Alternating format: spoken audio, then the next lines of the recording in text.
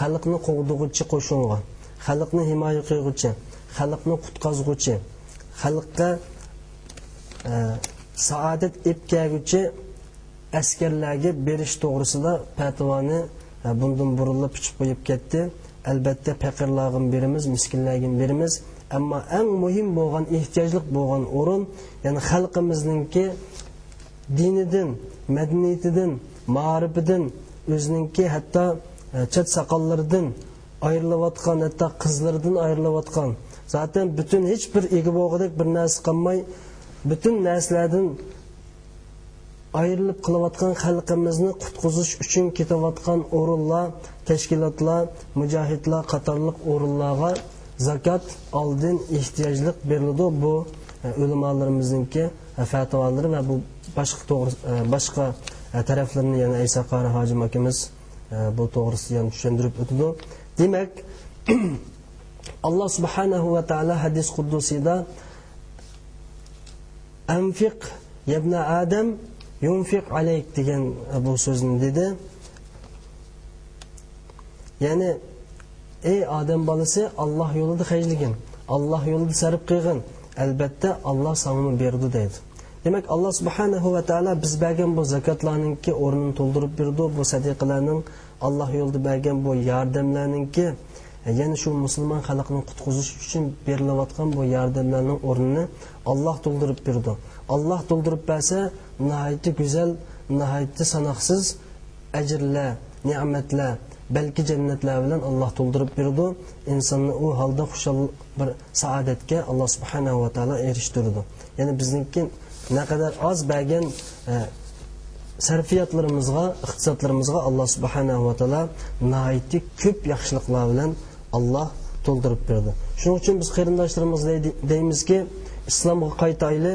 Albatta Aysa Qari hojim kam deb o'tib ketgandek, islomga butunlay holatda kerakligi, islomdagi ba'zi amallarni qilib, ba'zi amallarni qilmaslik, albatta bu bizning musulmonligimizni derak bermaydi.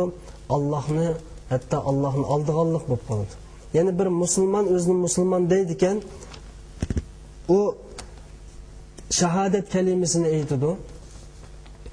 Ashhadu an la ilaha illalloh va ashhadu anna Muhammadar rasululloh degan bu so'z bilan u odam musulmonlikning birinchi qadamini bosgan bo'ladi. Alloh subhanahu va taolo uning keyindan unga namozni va aqimus salat, namozni buyurdi va atuz zakat, zakatni buyurdi. Albatta pul mili shu zakat berish o'lchamiga yetgan bo'lsa va Ramazon ro'zasi yilda bir qatim keladigan farz Ramazon ro'zasini tutishni buyurdi va u odam sharoit qulay bo'lsa, qodir bo'lsa, albatta hajga berishni Alloh subhanahu va taolo bu 5 islomni bizga buyurdi. Bir mu'min, bir musulmon bu 5 ishni qilish bilan u musulmonlik darajasiga yetadi.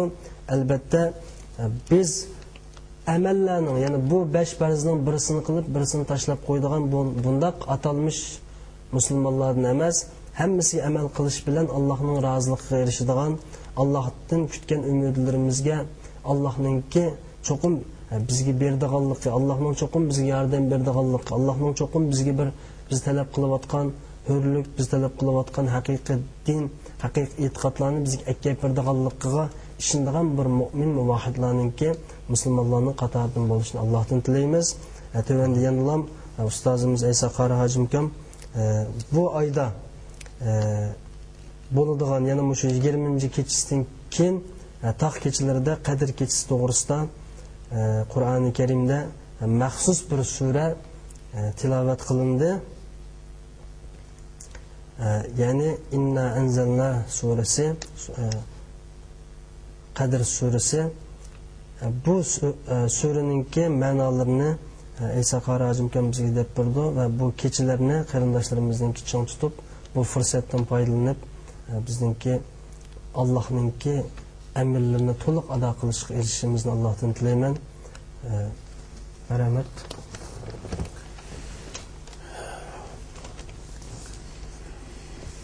Hurmatli qarindoshlar, Alloh tabarak va taolo Qur'oni Karimda bir surani tushirdi. O sura bo'lsa Qadr surasi.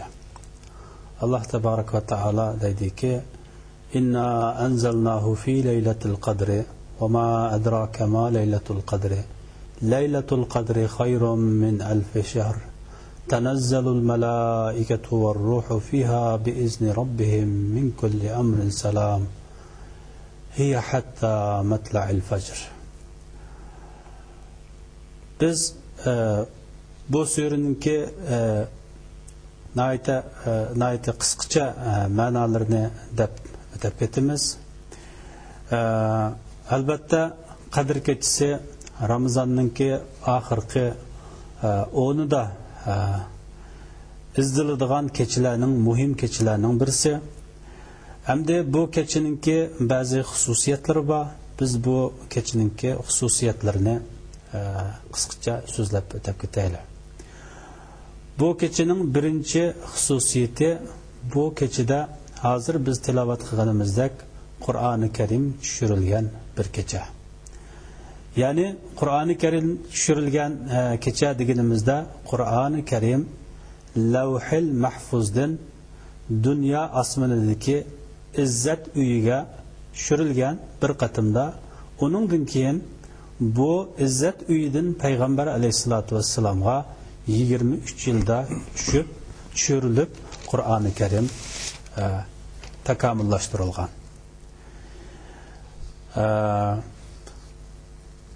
Hem de bu keçininki hususiyetlerininki ikincisi Allah Tebarek ve Teala bu surede bu keçini min aydın yaxşı dep süpetledi.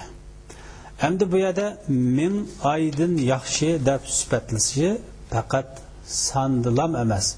Yani bu yerde demekçi boğunu kimi ki muşu keçini yaxşı kadirlep muşu keçide yaxşı ibadet kılıp muşu keçide Allah'ın yüzü halagan neslerini sorap yüzünün günahlarının mağfiret boluşunu tilep yaxşı ibadetlerini kılıp muşu keçini muşundaq şekilde ötküzse bu bir keçide kılgan ibadeti o adamның min ay kılgan ibadetini yaxşı degan ma'noni bildirdi. Elbette bu yerda min ay 83 yılga to'g'ri turdi.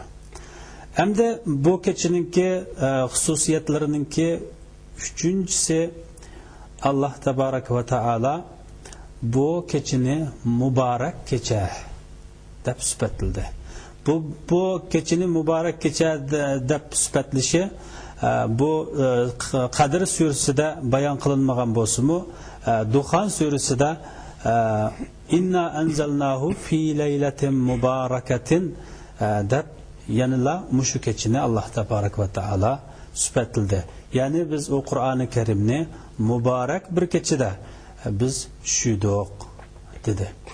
Yani bunundan yanıla bu keçininki bu keçide kılgan ibadetninlam afzalligi emas hem yanıla bu keçinin mübarek bir keçikenlikini bilip alayımız. Hem de bu keçinin hususiyetlerinden yani bir hususiyet nima deganda yani bir hususiyeti bu keçilerning hususiyetlerinden bo'lgan yani bir hususiyet bu keçide malaikeler Cibril aleyhisselam dünya asmaniga tushdi deydi.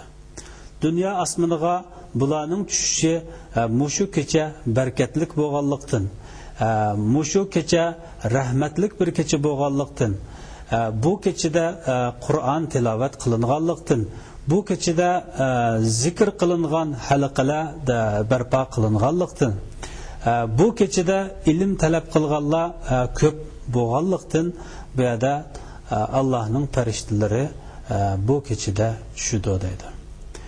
Hem de bu keçinin hususiyetlerinden yani birisi Allah Tebarek ve Teala bu keçini selam dep süpetledi.